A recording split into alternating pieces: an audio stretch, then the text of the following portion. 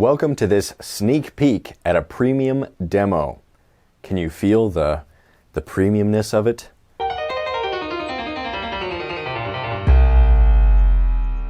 For this assignment, we're sculpting a realistic skull, a life-size realistic skull, and in this video I'm going to show you the first step that'll get us about 15% of the way there. We'll be building an armature and creating an accurate block-in of the skull. In the premium course, I'll continue these demos and take you all the way through the process to get a finished sculpture.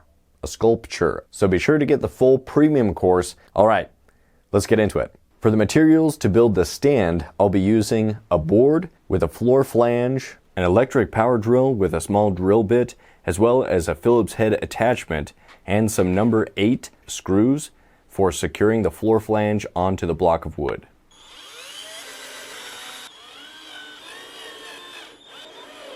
And some 1/2-inch metal rod that's about 6 inches tall, some 8-gauge thick aluminum wire that's about 4 millimeters, a hose clamp, and some newspaper with masking tape. And for the sculpture, I'll be using Chavant medium NSP clay, but this can be done with any clay, whatever type you have on hand. I also have this small skull that I'll be using as a reference. Take 2 pieces of the thick aluminum wire and bend out a loop on each piece and align them with the metal rod. Then I'll use the metal hose clamp to secure them in place. Here's a note, after doing this I found that it was a little bit easier if you tape the aluminum wire into place and then slide the hose clamp over top. That'll keep them from wiggling as you tighten the hose clamp. Here's what it looks like at this stage.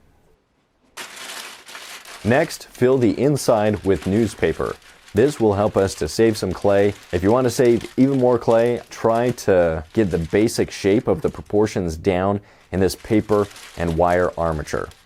I think of it as kind of a block-in for the skull. The aluminum wire helps it stay in specific shapes as I capture the outlines for the Bowden method type armature. We'll cover block-ins in depth in a future lesson, but this is a look at the block-in that I'll be going for in this video. Some masking tape will help keep things in place, but it doesn't have to be entirely covered. Once the armature is made, we can add a layer of clay to build off of. We can do this by simply pressing out a flat piece of clay and then applying this to the armature. Because I'm doing a larger skull, I want to press out large, flat pancakes of clay and then press them securely onto the surface of the armature. It helps if the clay is warm and soft during this stage of the sculpture. Where 2 pieces of clay meet, I'll take some time to spread it out with my fingers to make sure that there's a good attachment. We'll want to start with a block-in form that's smaller than the finished sculpture will be. We can then add on the features to this primary form. Take your time to make this head look accurate and symmetrical from side to side. At first you can see how uneven the sculpture is. It looks kind of ugly, honestly, hideous. But it will give us something to build on top of. Before moving to the high points, I'm just going to take some time to press in some eye sockets into the clay. You can see how this paper and wire armature easily gives way when we're pressing in different concave areas. And we can start to establish the symmetry in the features as we move on to sculpting the high points. I'll also add some clay to support the neck of the armature and press in the clay towards the back of the skull so the armature doesn't get in the way of that flat bottom plane of the skull. I'm going to also press in the sides of the skull so that the armature is out of the way. Here's what it looks like at this stage. A center line will help us to start to lay in the features. Now it's time to lay in the high points of the skull, starting with the side profile, and we'll build right on top of that center line that we've drawn. I'm going to start with the forehead, but I need to establish the ridge of the nose, the transition from the brow line to the nose. Also giving an indication of the anterior nasal spine will show us where the nose ends. The mound of the mouth and the chin. And there we have the features along the front plane of the face. Don't forget to add in some clay to the back of the head as well to make sure that the outline looks good from the side view. Remember that beginners tend to make the back of the skull too small. This is actually a mistake that I myself made. Even me, I made that mistake. And so it's important to check yourself often against the reference. The jaw, back of the head, etc. Once the side view profile is established, we can turn to the front view and build out the outline of the back of the skull. This shape here is what we're going for. We'll want to build out this shape from where the widest point is in the back of the skull. It's back and behind the ears. Here you can see how I've marked out with red tape on this skull those high points that I'm looking for.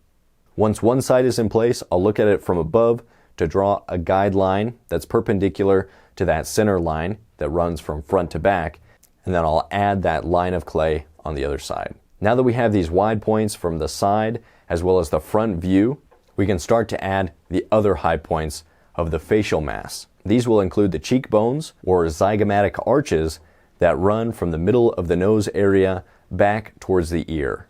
Check your reference to make sure that the cheekbones look right from the side as well as from above. Next, we can add in some clay to indicate the angle of the jaw. And if you feel any area is too thick, again, you can just press into that area, just like I'm doing here, to make some negative space so that I can better see the mandible or the jawbone.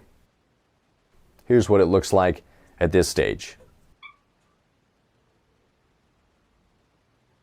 Before moving on, I'll make sure that these high points I've established are looking right, so I'm going to clean them up a little bit with the flat of this butter knife blade. From the side view, you can see that I made the classic beginner's mistake of making the facial mass too large compared to the back of the head. So I'll take some clay and add it to the back. Here you can see the skull placed in front of the sculpture to check the accuracy of that profile.